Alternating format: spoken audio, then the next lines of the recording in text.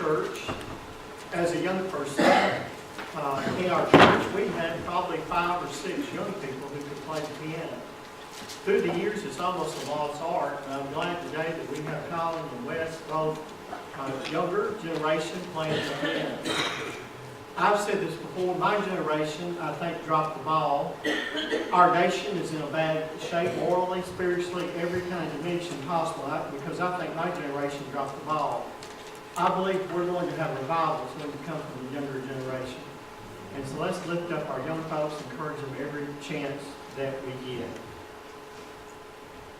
His name was Mel Fisher.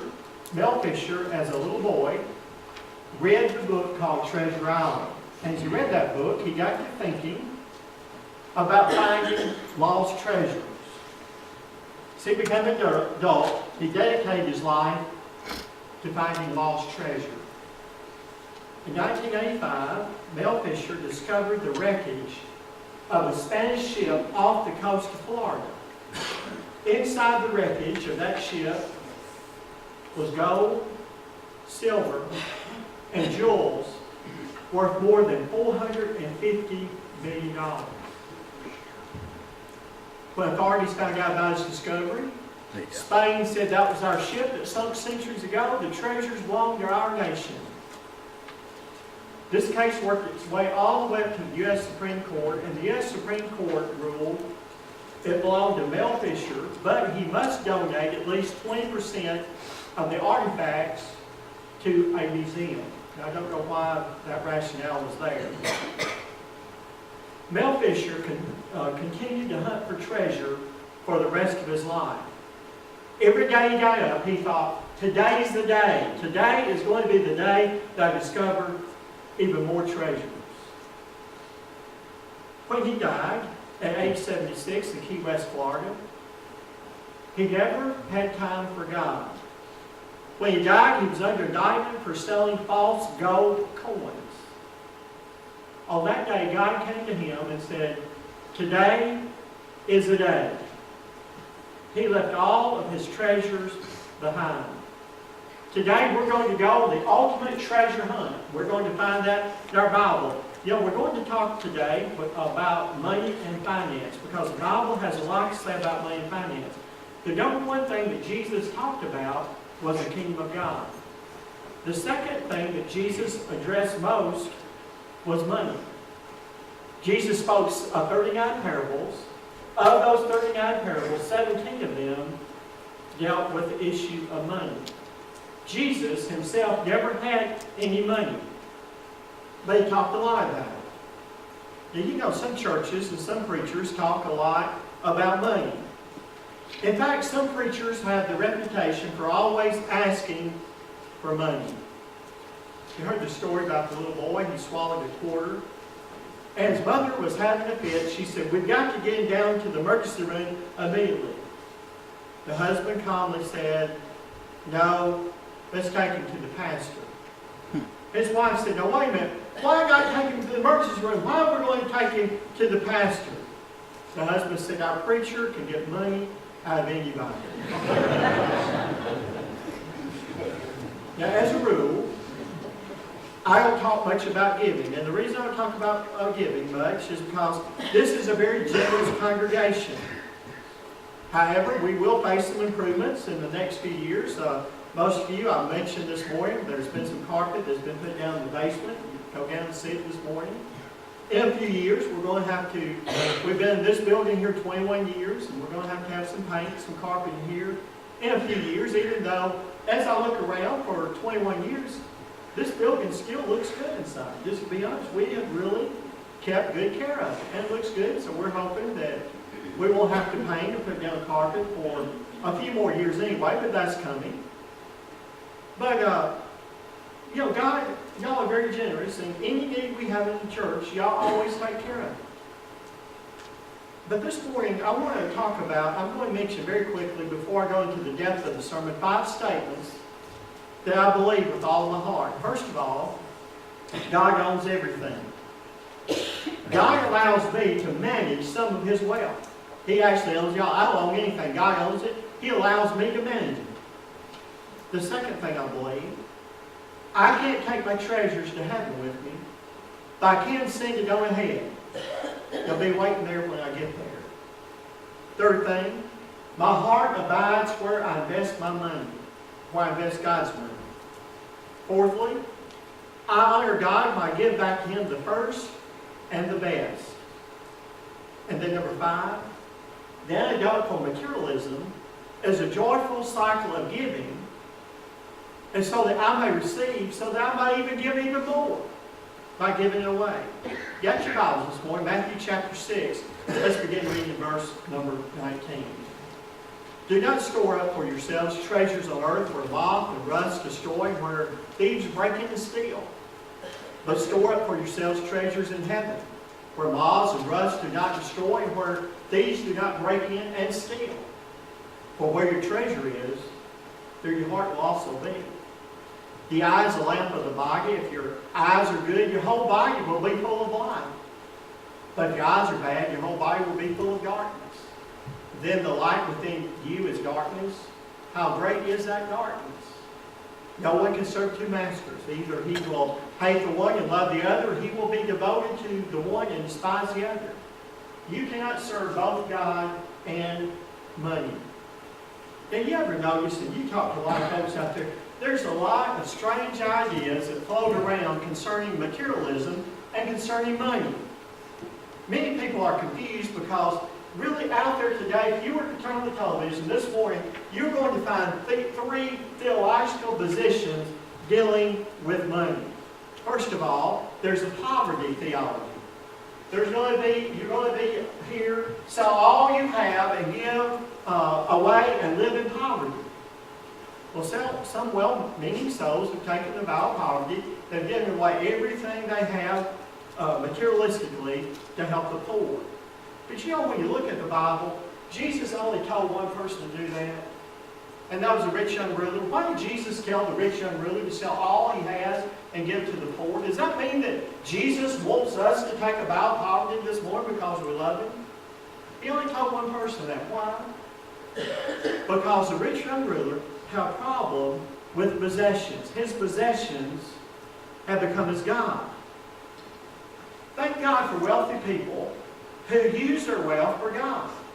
Now notice the Bible doesn't say money is the root of all evil, but the Bible says the love of money is the root of all kinds of evil. And so the Bible doesn't say there's anything wrong with having wealth, as long as the wealth doesn't possess you.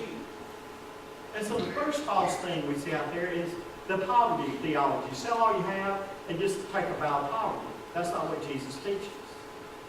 Then there's a second false theological view that's being taught out there today, and that's what you call prosperity theology. Name it and claim it, you can have all of it. In other words, this is what they teach. They'll say, God wants you to be wealthy.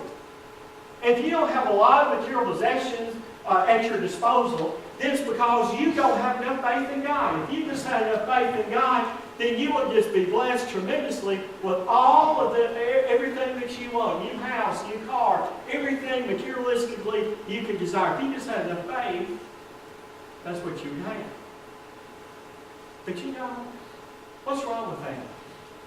Well, the goal of Christianity is not for you to have wealth. It's not for you to have prosperity. The goal of Christianity is for you to serve the Lord faithfully. And so that's why that's a false theology. And then there's a third view. I call this pauper theology. God has given me resources, and He asked me to manage them wisely. And really, that's what I'm going to be speaking about today. 3 things I want to say. First of all, in this text that we just read, first of all, He gives us a warning. Notice what the warning is. Don't hoard all your earthly possessions. Don't hoard them. Jesus said, do not store up for yourselves treasures on earth. Now notice, Jesus didn't say earthly treasures were bad. He just said, hey, those earthly treasures are not going to last. He says they're not secure. They can get eaten up. They can rust out. They can be ripped off. Look at Proverbs chapter 25, verse 3. As the heavens are high and the earth is deep, so the hearts of kings are unsearchable. In other words, he's saying possessions are temporary. Either it leaves us while we live, or we leave it when we die. Some of you have watched that program on A&E called Hoarders. Yeah, at the beginning of the show, though, there's a disclaimer that says the following. Compulsive hoarding is a mental disorder marked by an obsessive need to acquire and keep things, even if the items are worthless, hazardous, or unsanitary. Now, you know when somebody fills their homes with boxes to the ceiling, we have a word for them. You know what we call them? Crazy. When a person keeps 30 cats in a little small trailer, we look at that person and somebody will say, that's nuts. But when a person hoards much more money than they can ever spend in their lifetime, while folks are impoverished all around them in their own city, you know what we call that? A role model. That's what we call it today. But one day, all the wealth of the earth will be useless. Randy Alcorn wrote a book that I always recommend, especially when someone loses a loved one, called Heaven. It's a thick book, but it's really a wonderful book. Some of you know Mr. Bob Fanning just recently died, but when he lost Peggy one day, he came to me and he said, I'm just struggling. I said, Mr. Bob, go get this book by Randy Alcorn called Heaven. And about a month later, he came to me and he said, you know, I got that book and read it, and it helped me more than any other book I've ever read. Well, he's written a book called The Treasure Principle. And this is what he says in this book. He says, imagine you're living during the days of the Civil War. You're from New York State, but you've been living in Virginia doing business during the Civil War. You have accumulated a lot of Confederate money during the war. As the war is winding down, you realize the North is going to win the war in a matter of weeks. So the question is, what are you going to do with all that Confederate money that you've accumulated? Well, he says if you're wise, you're going to convert all that Confederate money into U.S. currency, because you know that it's the only money that will have value after the war. After the war, you plan on returning back to New York, so you're going to have that U.S. currency transferred to your home bank in New York. You only keep enough Confederate money for your short-term needs. But if you're unwise, you will accumulate and you will hoard all that Confederate money that you can get. But when the war ends, you will use that money as wallpaper because it has no value. Toward the end of the war, a Confederate bill was worth less than 4 cents. Doesn't that describe our position exactly as Christians? Our citizenship is in heaven. We're only here on this earth for a short period of time. At the moment of your death, all the money, all the jewels, all the collectibles, all the investments that you may have, all the real estate that you may own, suddenly becomes worthless to you. So then the question comes back, what should we do with our wealth? Notice the warning, don't hoard it, but what should we do with it? Well, Jesus gives us invitation. Today, what's the invitation to us as believers to do with our wealth? And that is to invest it in heaven's portfolio. Now first, Jesus told us what not to do with our treasures. But now he gives us this invitation. Notice, he says, store up for yourselves what? Treasures in heaven. Now, if you stop reading after the first sentence that Jesus spoke, you may think he was opposed to treasures. But Jesus says, lay up treasures. He says, that's what I want you to do. But notice the location of your treasures is what's so important. Now, when you invest your life in souls, you're laying up your treasures in heaven. When you invest your life in helping people get to heaven, then you're laying up treasures in heaven. There's a parable about a shipwrecked sailor who washed up on the South Seas Island, up on the South Seas Island. Well, the natives hoisted him up on their shoulders and carried him to their village, where they placed him on a throne. And they said, "You're our king." Well, little by little, this sailor, who was now the new king on the island, he began to learn all their customs and realized a person each year was chosen to be king only for a year. Well, he liked that idea. Wouldn't it be great to be a king for just a year? But so because he was king, the natives did whatever he asked them to do. Well, he began to inquire about all the previous kings. He said, if you're only king for a year, what happens when you are no longer king? So he began to inquire. And so soon he learned that every year when the kingship ended, the king was carried to a nearby barren island where they were banished, and the king starved to death. Well, the sailor, he didn't like that idea, just like he wouldn't like that idea either. But he was king for only a year, but he says, I'm going to be smart during this year that I'm king. Soon he ordered all the carpenters to build boats, and then he transported his farmers to this barren island where they planted all kinds of fruit trees and gardens and things like that. At his command, they dug a well, so he had fresh water there. He placed livestock on the island, and then he ordered the carpenters to build him a comfortable home. When his kingship was over, he was banished to this island. But instead of a barren island, it was an island of abundance where he transferred so many of his resources there. But that's the parable of our lives. While we're here, we only have temporary management of our resources. While we're here, we get to choose what we're going to do with all those resources. A wise person says, heaven's my eternal home. And so what do? We send our treasures to that final destiny. Now there's a third thing. Notice, here's the principle. We're not going to spend a lot of time on this particular point. But notice it says, your heart will follow your treasures.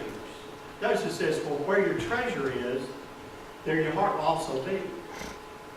To be honest with you, for years I did not understand that statement. And I have to confess to you this morning, I had it backwards. I thought you put your treasure where your heart is. Well, I thought if you have a heart for orphans, that's where you put your money. If you have a heart for feeding the hungry, that's where you put your money. If you have a heart for missions, that's where you put your money. But notice, when you think about it, I think that's exactly the opposite of what Jesus teaches. He says your heart is going to be where your treasure is. So I had it backwards all these years. You see, what you give to God in His Word is like making a deposit into heaven. For many of you, your most valuable asset you have is in heaven right now. That's where it's at. Some of you have already placed much of your wealth there. Others of you have invested years of your labor already in heaven. You've taught Sunday school faithfully. You've given faithfully to God's Word. You've given your time. You've given your money. You've given your energy. And you've already invested all kinds of treasures in heaven. And so this morning, if you've not invested your treasure, you need to invest your treasure. Your best time every week ought to be given to God's house. Your best efforts ought to be given to God's house. Amen.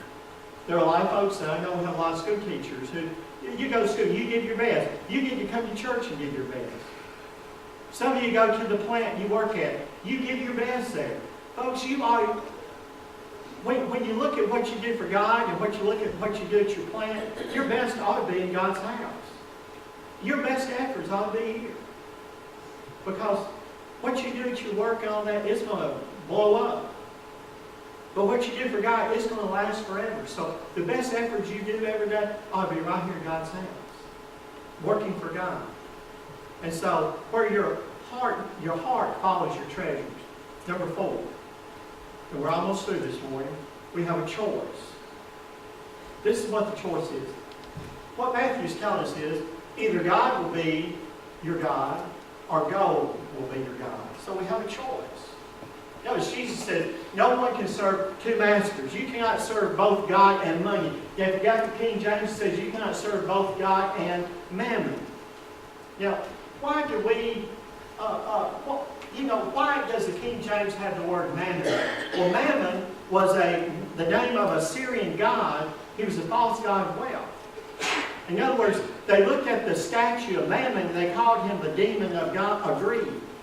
And so Jesus realized Mammon wants to claim the souls of every person. And so Jesus says it's impossible to serve both God and money. Now, Jesus didn't say it was hard to serve both. He said that it was impossible to serve both. Notice he says you'll end up loving one and despising the other. So really, what is more important in your life this morning? God or money, or God or mammon? Now, in America, we have what I call the consumer prayer that goes like this. Now lay me down to sleep. I pray my cuisine to keep. I pray my stocks on the rise, and that my therapist is wise. That all the wine I sip is wine, and that my hot tub's watertight. That racquetball won't get too tough. That all my sushi's freshened up.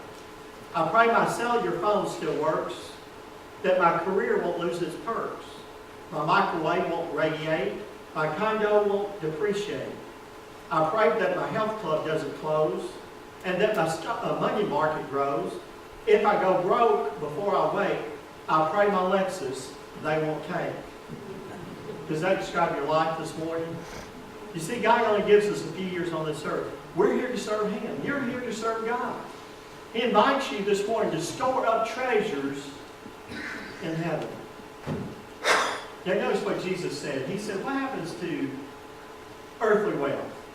He says it gets eaten up by moths, gets rusted out by mold, it gets ripped off by thieves. Now I want to close with a true story. By the way, Jack and Robbie, this is from Alabama story, okay? This is for y'all. They're from Alabama. Steve Gaines is pastor of Bellevue Baptist Church in Memphis, used to pastor First Baptist Gardendale, Alabama. Well, the pastor, I think, right before him was a guy named David Dykes, and I love to hear him preach and speak. I heard him several years ago, and he told this story. He said First Baptist Church in Gardendale was raising $4 million to build a family life center about 30 years ago. Well, there's this wealthy widow whose husband died and left her with a lot of money.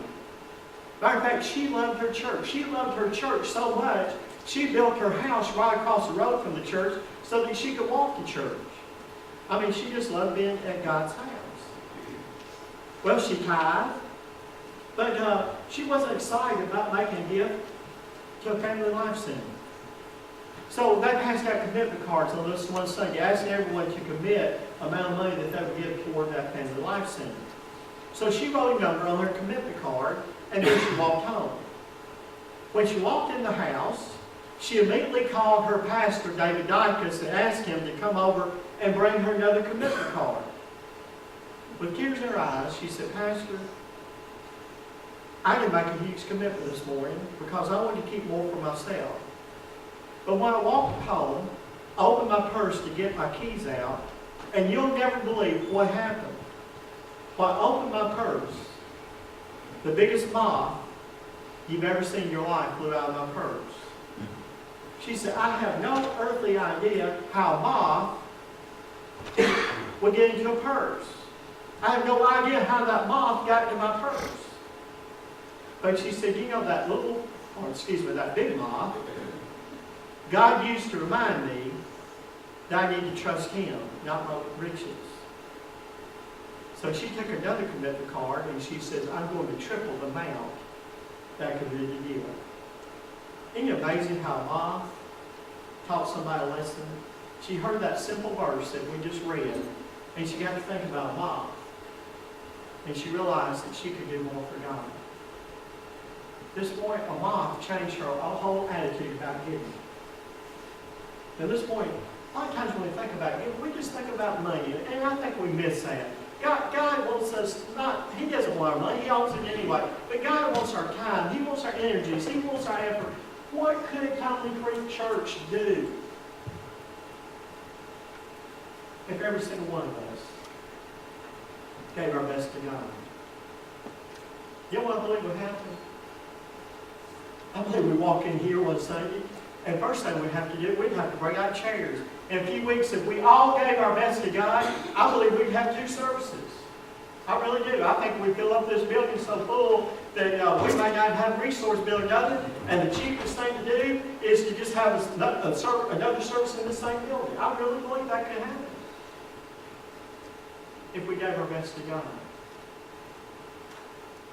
Now, can I ask you this question? Why don't we give our best to God? You have a choice this morning. Will you give your best to God? You give your best to your work. I know you do that, or else you'd be fired. You give your best to everything else. Why not give your best to God? Would you do that this morning? We're going to stand and sing. If you ever give your heart and life to Jesus Christ this morning, God wants you more than anything else. He wants you. Would you come and commit your life to Jesus? Would you just come down front, pray a simple prayer, just submit your need to God, ask Him to forgive you of your sins, invite Him into your heart and life? Would you do that this morning? Maybe somebody else will say, I'm saved, but I haven't been giving God my best. I want to come and just kneel, and you might want to pray and just say, God, I want to give you my best. I want to lay treasures in heaven. I want many people to be in heaven as a result of the efforts I put forth for you. And who will be in heaven? Because of you. Because of your efforts. One of the greatest things to do is you get to have somebody comes up to you and says, I'm here because of you. I may not have ever met you, but you sent a shoebox at Christmas time over to my country, and I read it. There's a little tract in there. I accepted Jesus. I've never met you, but you know, if you hadn't sent that shoebox, I may not be in heaven. But because of you, I'm here. But then on the flip side, wouldn't it be sad to get to heaven, look around, nobody comes up to you and says, you know, nobody comes up and says, I'm in heaven because of you. Wouldn't that be sad? Would you come this morning and commit yourself to give your best to God? As we sing, the words on the screen, I'll be standing down front. Would you come?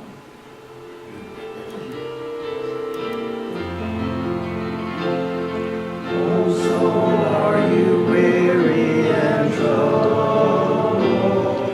No light in the darkness you see. There's light for a look at the Savior, and life more abundant and free. Turn your eyes upon Jesus, look full in His wonderful face, and the things of earth will grow strangely dim in the light of His glory and grace. Through death into life everlasting, He passed and we followed Him there. Over us sin no more hath dominion, for more than conquerors we are. Turn your eyes upon Jesus, look full in His wonderful face, and the things of earth will grow strangely dim in the light of His glory and grace. Thank you for being here this morning. Anybody need to say anything before we go?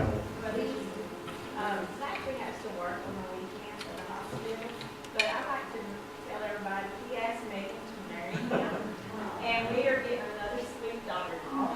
I was going to dance that, and I looked over there.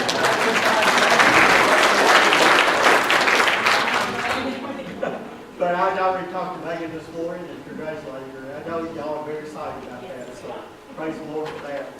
Also, Miss Patty and Miss Margie's sister, Jessie Booth, passed away this week, so let's remember them in our prayers. Anybody else? Somebody else? Doris? Women, we want all the women here tonight at 5 o'clock. Okay. Refreshments will be served. All right, 5 o'clock in the 5 fellowship o'clock hall. in fellowship All hall. right. Anybody else? Wes, thank you so much. Sean, would you listen to closing prayer? Father, we thank you for this day, this opportunity to come to your word. We pray, Lord, that our worship and thank you to you. Just pray that you will give all of those missions, make prayer, he was having to leave his place, so we had